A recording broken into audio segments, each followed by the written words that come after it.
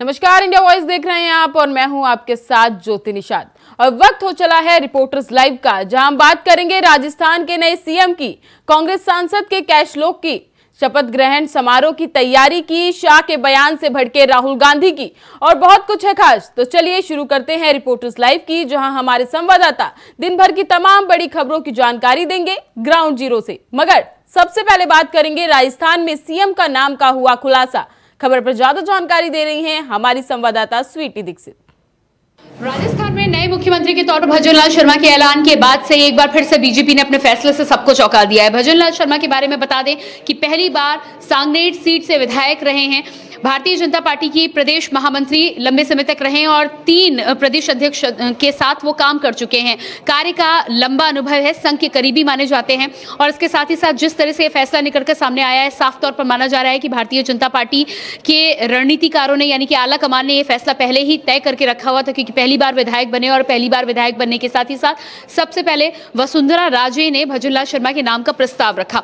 माना यह जा रहा है कि कहीं ना कहीं रणनीति इसको लेकर पहले से ही तैयार थी। वसुंधरा राजे सिंधिया की नाराजगी को लेकर भी बात यदि की जाए तो राजनाथ सिंह ने जिस तरह से उनके साथ पहले ही 10 मिनट बातचीत की और उसके बाद भजनलाल शर्मा के नाम का ऐलान किया गया, सर्वसम्मति से ये जिस तरह से फैसला लिया गया है, उस तरह से इसे बीजेपी की पहले से तैयार रणनीति का एक हिस्सा बताया जा रहा है। और ऐसे में मध्य प्रदेश, छत्तीसगढ़ और राजस्थान तीनों ही राज्यों में नए चेहरों की हम बात करें तो भारतीय जनता पार्टी के आला कमान ने पहले ही कहीं ना कहीं इस बात का इशारा कर दिया था कि इस बार नए चेहरों को मौका मिलेगा और कहीं ना कहीं वो तय कर दिखाया है, सच कर दिखाया है। भारतीय जनता पार्टी ने तीनों ही राज्यों में, राजस्थान, मध्य प्रदेश और छत्तीसगढ़ में नए चेहरों के नाम के साथ एक बार फिर से भारतीय जनता पार्टी ने अपनी रिस्क फैक्टर वाली राजनीति, सरप्राइजिंग फैक्टर वाली राजनीति को दोहराने का काम किया है। अब देखना यह होगा कि जिस तरह से उत्तर प्रदेश और उत्तराखंड में नए मुख्यमंत्रियों को सफलता मिली है, तीनों राज्यों में जो जिम्मेदारी दी गई है, हालांकि भजनलाल शर्मा का यह कहना है कि पार्टी के कार्यकर्ता के तौर पर जो जिम्मेदारी उन्हें दी गई है उसे वो पूरी तरह से निभाएंगे, राजस्थान का सर्वांगीण विकास करने में अपनी पूरी ताकत झोंक देंगे। उसके साथ ही साथ ये बात मोहन यादव और छत्तीसगढ़ में विष्णुदेव साय भी कहते हुए नजर आए हैं। पार्टी ने जो जिम्मेदारी दी उसे बखूबी निभाएंगे। बड़ी बात यहां पर यह है कि दोनों ही डिप्टी सीएम, चाहे प्रेमचंद बैरवा की बात की जाए या दिया कुमारी की बात की जाए, और उसके साथ ही साथ नए होने वाले मुख्यमंत्री भजनलाल शर्मा, तीनों ही जो नेता हैं वो युवा की श्रेणी में आते हैं। 50 से 55 के बीच में इन तीनों ही नेताओं की उम्र है। ऐसे में भारतीय जनता पार्टी ने युवा चेहरों की राजनीति को आगे बढ़ाने का जो काम किया है, अब देखना यह होगा कि 2024 में वो भारतीय जनता पार्टी के लिए कितना फायदे का सौदा साबित होता है। कैमरा पर्सन सुशील के साथ मैं प्रियंका मिश्रा, इंडिया वॉइस के लिए। कांग्रेस सांसद धीरज साहू के घर से हुई छापेमारी में 351 करोड़ से अधिक की नकदी जब्त हुई। खबर पर ज्यादा जानकारी दे रहे हैं हमारे सहयोगी तुषार कुमार। कांग्रेस सांसद और बिजनेसमैन धीरज साहू के जो ठिकानों पर आयकर विभाग की छापेमारी चल रही थी वो मंगलवार आज समाप्त हो चुकी है। बता दें कि ईडी ने धीरज साहू के कुल 9 ठिकानों पर छापेमारी की, जिसपे से उन्होंने 351 करोड़ रुपए का कैश बरामद किया। अब जो इनकम टैक्स विभाग है उन्होंने इसकी जानकारी ईडी को दे दी है। अब देखने वाली बात यह होगी क्या ईडी इस मामले में जाँच करती है या नहीं। बता दें कि 6 दिन पहले झारखंड, उड़ीसा और पश्चिम बंगाल में धीरज साहू के कुल 9 ठिकानों पर छापेमारी की गई थी। छापेमारी में कुल 351 करोड़ रुपए का कैश मिला। कार्रवाई का एक ये रिकॉर्ड बन गया है। किसी भी एजेंसी द्वारा एक ही ऑपरेशन में अब तक की सबसे ज्यादा नकदी बरामद की गई। आयकर विभाग ने छापेमारी की जानकारी जो है वो ईडी को दी है। अब इस मामले में ईडी की जांच होने की संभावना भी बताई जा रही है। बता दें कि बालगिरी और टीटिलागिरी से अब तक 310 करोड़ रुपए का नकद मिल चुका है। साथ ही मुख्य रूप से बालगिरी और टीटिलागिरी में शराब की भट्टियों में भरी नकदी जब्त कर ली गई। मामले की जांच चल रही है। साहू ग्रुप्स पर टैक्स इनकम चोरी का आरोप लगाया जा रहा है। इसी कड़ी में अब बीते 6 दिसंबर को छापेमारी की कार्रवाई शुरू हुई थी। अधिकारियों ने कुल 176 बैग में से नकदी को बरामद किया है। नकदी की गिनती में कम इनकम टैक्स और अलग अलग बैंकों की करीबन 80 अधिकारियों की 9 टीमें जुटी हुई हैं। पीएम मोदी ने ट्वीट कर कहा कि भारत में मनी हिस्ट स्टोरी की जरूरत किसी से कब है, जब आपके पास कांग्रेस पार्टी है जिसकी डकैतियां 70 वर्षों से प्रसिद्ध हैं। बता दें धीरज साहू के खिलाफ भारतीय जनता पार्टी ने राष्ट्रीय स्तर पर प्रदर्शन किया और सांसद भवन में भी परिसर में विरोध प्रदर्शन किया। बता दें कि 40 मशीनों से नोटों की गिनती की गई और कुल अन्य जगहों पर के अलावा अब नकदी से भरी 10 अलमारियां मिली तो सुरक्षाकर्मी, ड्राइवर और अन्य कर्मचारी सहित 200 अधिकारियों की एक टीम को शामिल किया गया। बता दें कि कांग्रेस सांसद धीरज साहू के ठिकानों से अब तक 351 करोड़ रुपए का कैश बरामद किया जा चुका है, जो कि आईटी विभाग ने जब्त कर लिया है। अब आईटी विभाग ने इसकी जानकारी जो है वो ईडी को दी है। अब देखने वाली बात यह होगी क्या ईडी इस मामले में जांच करती है या नहीं। कैमरा पर्सन सुशील बहल के साथ मैं तुषार कुमार, इंडिया वॉइस, दिल्ली। खबरों में आगे बढ़ते हैं, जहां मध्य प्रदेश में सीएम के नाम के ऐलान के बाद अब शपथ ग्रहण की तैयारी चल रही है। खबर को विस्तार से बता रही हैं हमारी सहयोगी स्वीटी दीक्षित। तो एमपी के सीएम का ऐलान हो गया है। मोहन यादव वो नाम है जिनको सत्ता की कुर्सी पर बैठाया जाएगा। जी हाँ, मोहन यादव सीएम बनने जा रहे हैं मध्य प्रदेश के। ऐसे में आपको बता दें कि 2 डिप्टी सीएम होंगे। मोहन यादव के अगर शपथ ग्रहण समारोह की बात की जाए तो उसका आयोजन जो है वो 13 दिसंबर को किया गया है। भव्य आयोजन होगा। इसमें तमाम दिग्गज पहुंचेंगे। पीएम मोदी से लेकर गृह मंत्री अमित शाह, जेपी नड्डा और कई राज्यों के मुख्यमंत्री भी पहुंचेंगे इस शपथ ग्रहण समारोह में। सिर्फ इतना नहीं, आपको बता दें कि भव्य आयोजन के साथ साथ मोतीलाल नेहरू स्टेडियम में इस पूरे कार्यक्रम को रखा गया है। इसी के साथ आपको बता दें कि जहां नरेंद्र सिंह तोमर को विधानसभा का स्पीकर बनाया गया है, तो वहीं मोहन यादव का जैसे ही नाम का ऐलान हुआ, हर जगह खुशी का माहौल नजर आ गया। कहा यह जा रहा था कि शिवराज सिंह चौहान को सत्ता की कुर्सी मिलेगी, लेकिन ऐसा नहीं हुआ। शिवराज सिंह चौहान का पत्ता कट गया और मोहन यादव के सत्ता की कुर्सी पर विराजमान किया गया। इसी के साथ आपको बता दें कि 2 डिप्टी सीएम होंगे। और अगर बात की जाए यादव की, तो कहा यह जा रहा है कि बीजेपी नई टेक्निक लेके आ रही है। बीजेपी सरप्राइजिंग पार्टी है और इसलिए बीजेपी ने मोहन यादव का नाम का ऐलान किया, क्योंकि वो यादव वोटर्स को साधने वाली है। 2024 के लिहाज से यादव वोटर्स काफी अहम हो जाते हैं, क्योंकि बिहार में भी और यूपी में भी यादव वोटर्स काफी ज्यादा है। इसलिए मोहन यादव के नाम का ऐलान किया गया है। अब संशय ये है कि शिवराज सिंह चौहान को कौन सी गद्दी दी जाएगी। क्या उनको दिल्ली बुला लिया जाएगा या मध्य प्रदेश में ही उनको कोई अहम रोल दिया जाएगा, अहम स्थान पर विस्थापित किया जाएगा। आने वाले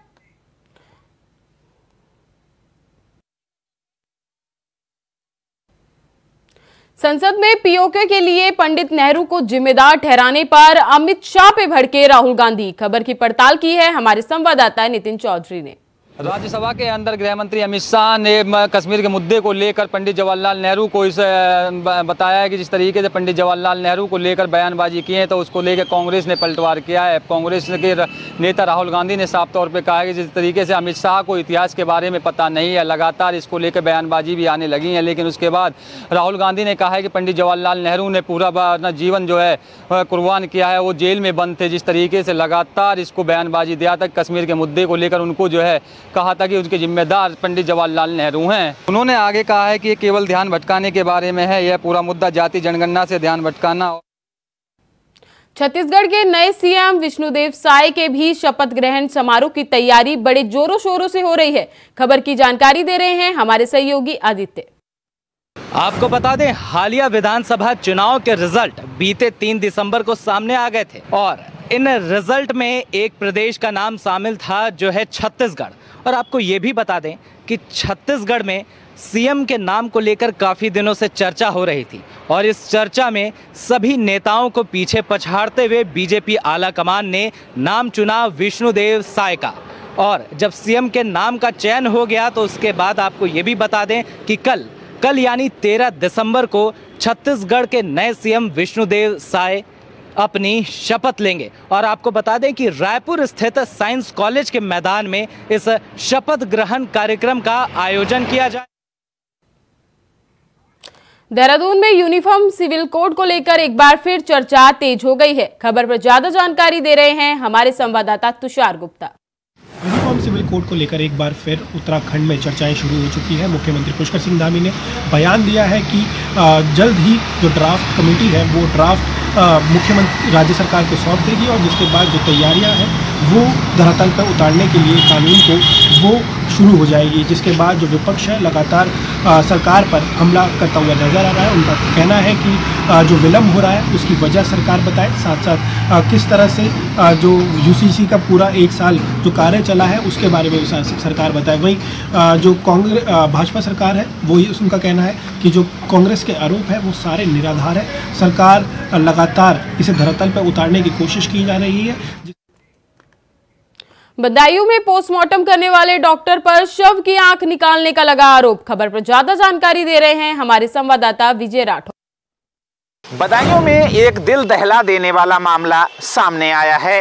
वहीं मृतक महिला के पोस्टमार्टम के दौरान दोनों आंखें निकालने का एक मामला प्रकाश में आया था। वहीं परिजनों ने पोस्टमार्टम करने वाले स्टाफ पर आरोप लगाते हुए जिला अधिकारी से शिकायत की है। वहीं आपको बता दें कि रविवार को दहेज हत्या में एक महिला का शव कल पीएम हाउस पे लाया गया था और पीएम हाउस पे पोस्टमार्टम के दौरान दोनों आंखें गायब मिलने से परिजनों ने हंगामा किया है। और इसकी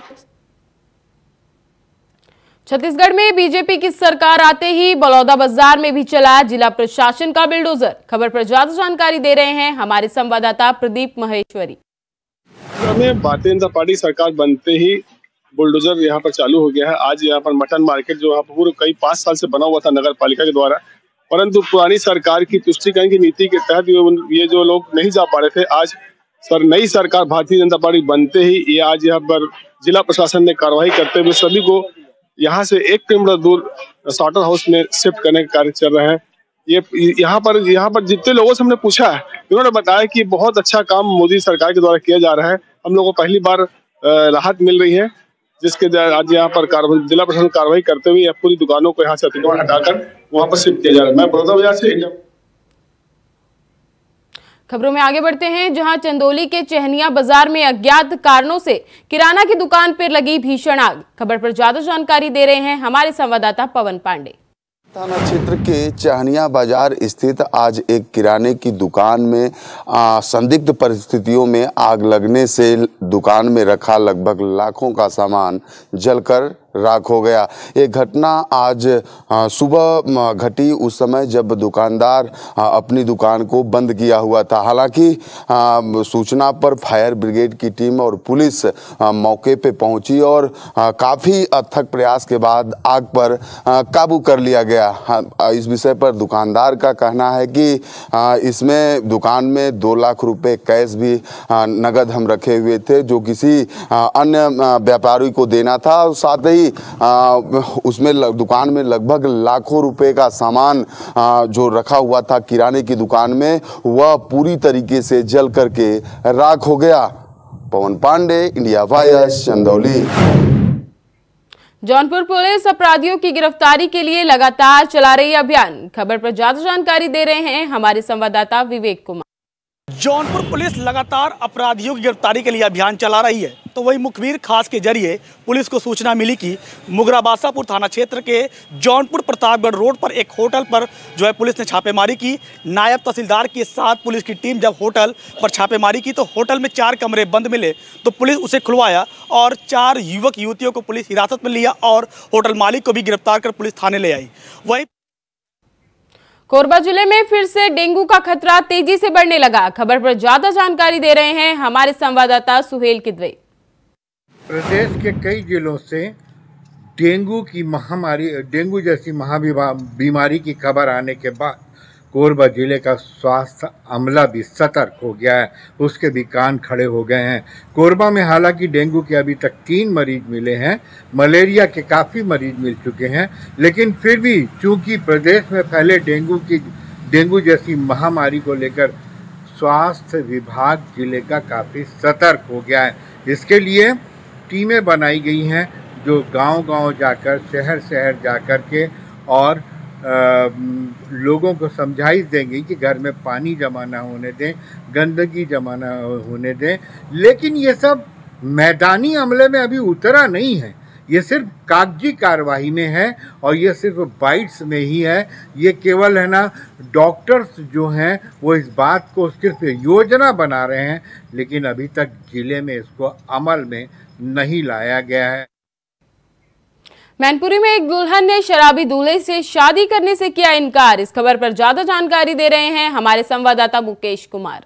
मैनपुरी के करल थाना क्षेत्र के गांव किरतुआ में अजीबोगरीब मामला सामने आया है। शादी समारोह में जहां दूल्हे राजा ठुमका लगा रहे थे डीजे पर, तो वहीं शराब के कदम जब लड़खड़ाए, शराब पीकर दूल्हा डांस कर रहा था, दुल्हन ने उसको देख लिया। खुशबू ने साफ तौर से उसके कदम को लड़खड़ाते हुए देखा और परिवार के लोगों को इसकी सूचना दी। परिवार के लोगों में इस बात की जब चर्चा शुरू हुई तो खुशबू ने पूरी बारात के सामने ही जयमाला का प्रोग्राम जो था वो हो गया था। उसके बाद दोनों ही दूल्हा दुल्हन डीजे पर लाए गए, जिसके बाद उसने साफ तौर से दूल्हे को शराब का नशा होने के कारण साफ तौर से मना कर दिया है। उससे कह दिया है कि शराबी दूल्हे से हम शादी नहीं करेंगे। हालांकि मथुरा में 25 दिसंबर से बाहरी वाहनों का प्रवेश होगा बंद। खबर पर ज्यादा जानकारी दे रहे हैं हमारे संवाददाता मोहम्मद फारूक। वर्ष को लेकर जिला प्रशासन और ट्रैफिक व्यवस्था को लेकर यहाँ वृंदावन में आने वाले लाखों श्रद्धालुओं की भीड़ को देखते हुए अभी से तैयारियों में जिला प्रशासन लग गया है और यहाँ पर 17 दिसंबर को ठाकुर बांके बिहारी जी का प्राकट उत्सव है और उसमें भी लाखों की भीड़ आने की संभावना है और इसी को देखते हुए हर साल की भांति इस साल भी 25 दिसंबर से लेकर और 2 जनवरी तक जो है ट्रैफिक का डाइवर्जन किया गया है, रूट डाइवर्जन किया गया है। बाहरी वाहनों का वृंदावन में प्रवेश बंद कर दिया जाता है। हर साल इसी तरीके से होता है क्योंकि लाखों की भीड़ जो है ठाकुर बांके बिहारी जी के दर्शन करने के लिए वृंदावन में आती है। मिर्जापुर में पॉपुलर हॉस्पिटल नर्सिंग की छात्रा आई ट्रक की चपेट में। पूरा मामला क्या है बता रहे हैं हमारे संवाददाता कमलेश कुमार। मिर्जापुर थाना कटरा कोतवाली के अंतर्गत नटवा तिराहे पे एक मामला सामने आया। आपको बताते चले कि नटवा तिराहे से 100 मीटर पहले ही एक पॉपुलर हॉस्पिटल है। पॉपुलर हॉस्पिटल में एक लड़की अंशु यादव नाम की नर्सिंग छात्रा है जो कि वहाँ पर ट्रेनिंग पर्पज से रोज आती है। ये जो अंशु यादव का घर जो है वहाँ से गंगा के पार चील के पास में एक गाँव में उसका घर है। इसके पिता जो है जौनपुर के मड़ियाहू में आरक्षी के पद पर तैनात है।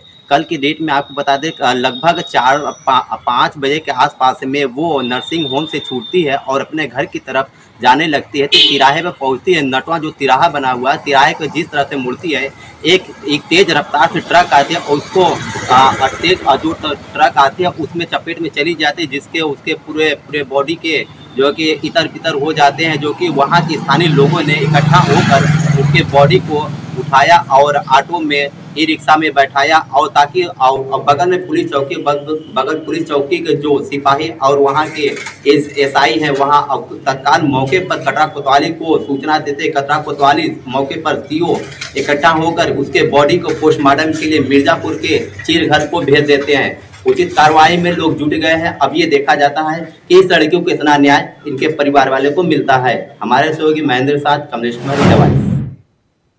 खबरों में आगे बढ़ते हैं। रायबरेली में एक पिकअप और डीजे लोडर में हुई जोरदार टक्कर। इस खबर पर ज्यादा जानकारी दे रहे हैं हमारे संवाददाता राजू तिवारी। रायबरेली में भीषण सड़क हादसे में 2 लोगों की दर्दनाक मौत हो गई। बता दें कि लोडर व सामने से आ रही पिकअप के बीच में भीषण सड़क हादसा हुआ है। सड़क हादसा इतना भयंकर था कि दोनों गाड़ियों के परखच्चे उड़ गए और घटनास्थल पर 2 लोगों की दर्दनाक मौत हो गई। बता दें कि रायबरेली जिले के लालगंज कोतवाली क्षेत्र के बेहटा कला गांव के समीप ये सड़क हादसा हुआ है और इस सड़क हादसे में 2 लोगों की घटनास्थल पर ही दर्दनाक मौत हो गई।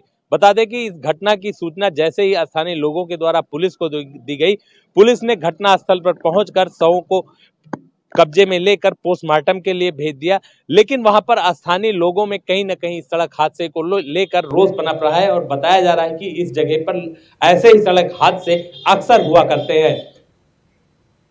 फिरोजाबाद में औद्योगिक गलियारे के विरोध में सैकड़ों किसान उतरे सड़क पर। खबर पर ज्यादा जानकारी दे रहे हैं हमारे संवाददाता अतुल कुमार।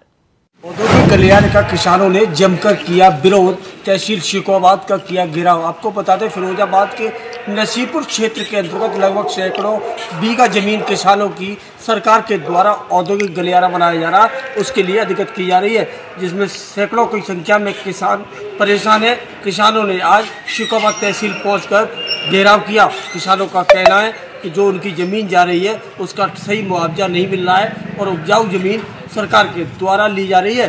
किसानों ने आज उपजिला अधिकारी को एक ज्ञापन दिया और अपनी ज़मीन न देने के लिए कहा और जमकर किसानों ने विरोध प्रदर्शन किया। इस पूरे मामले में लगभग सैकड़ों की संख्या में किसान तहसील शिकोहाबाद में पहुंचे और जमकर विरोध प्रदर्शन किया। तो से इंडिया वॉइस के लिए अतुल कुमार। रुक करेंगे अगली खबर का। आगरा में ससुराल वालों ने घरेलू विवाद के चलते विवाहिता को मौत के घाट उतारा। खबर पर ज्यादा जानकारी दे रहे हैं हमारे संवाददाता अमीर कादरी। आगरा में ससुरालजनों ने एक विवादिता को उतारा मौत के घाट। घरेलू विवाद के बाद ससुरालजनों ने एक विवादिता को मौत के घाट उतार दिया। साथ ही सबूत मिटाने के लिए चुपचाप नदी किनारे कर दिया अंतिम संस्कार। सूचना मिलते ही थाना खंदौली इंचार्ज अजय सिंह मौके पर पहुंच जाते हैं और महिला की जली हुई अस्थियां और राख को कब्जे में लेकर फॉरेंसिक टीम को बुलाया जाता है, साथ ही डॉग स्क्वाड टीम को भी बुलाया जाता है। इस घटना के बाद से ससुराल जने घर को छोड़कर फरार हो चुके हैं। मृतका महिला की परिजनों की तहरीर पर थाना खंदौली पुलिस ने मुकदमा दर्ज कर लिया है और आगे की जांच पड़ताल में जुटी हुई है। आगरा से आमिर कादरी, इंडिया वॉइस। अलीगढ़ में एक महिला के साथ किया गया गैंगरेप, खबर पर ज्यादा जानकारी दे रहे हैं हमारे संवाददाता मोहम्मद शहनवाज। गैंगरेप पीड़ित महिला के द्वारा मामले में एसएसपी कलानिधि नैथानी को अवगत करवाते हुए शिकायती प्रार्थना पत्र देते हुए न्याय की गुहार लगाई है। दरअसल पूरा मामला अलीगढ़ के थाना नगर कोतवाली इलाके से सामने आया है, जहां एक महिला के द्वारा गैंगरेप का आरोप लगाते हुए आज एसएसपी कार्यालय पहुंचकर न्याय की गुहार लगाई है। तो वहीं पूरे मामले में एसएसपी कलानिधि नैथानी ने संज्ञान लेते हुए महिला को मामले में कार्रवाई का आश्वासन दिया है। संभल में एक युवक ने एक महिला से दुष्कर्म किया तो वहीं आरोपी को चप्पल से पीटकर पेशाब पिलाने का मामला सामने आया। खबर पर ज्यादा जानकारी दे रहे हैं हमारे संवाददाता सतीश सिंह। हम आपको बताते चलें, एक संभल में दुष्कर्म जैसी मामला सामने आया है और इतना ही नहीं, जो जिसने दुष्कर्म किया है उसे यही आरोप लगाया है कि मुझे एक उसकी वीडियो वायरल हो रही है, उसे पेशाब पिलाया जा रहा है और पेशाब वाला मामला सामने आया है। उसे चप्पलों से महिलाएं पीटती हुई नजर आ रही हैं। उसे बंद कमरे में ले आने के बाद उससे 2 लाख की डिमांड भी की जा रही है। हम आपको बताते चले कि पूरा मामला जनपद संभल के रजपुरा थाना क्षेत्र का है। यहाँ पर जो है एक आरोपी ने किसी महिला का नंबर लिया और उसके साथ में दुष्कर्म जैसी घटना को अंजाम दिया गया था। इतना ही नहीं, जब महिला गर्भपात हो गया तो उसे महिला के लिए सफाई कराने बाहर जा रहा था तो उसके परिवार वालों ने उसे पकड़ा और पकड़ने के बाद एक कमरे में बंद कर दिया गया, उसे मारा पीटा गया।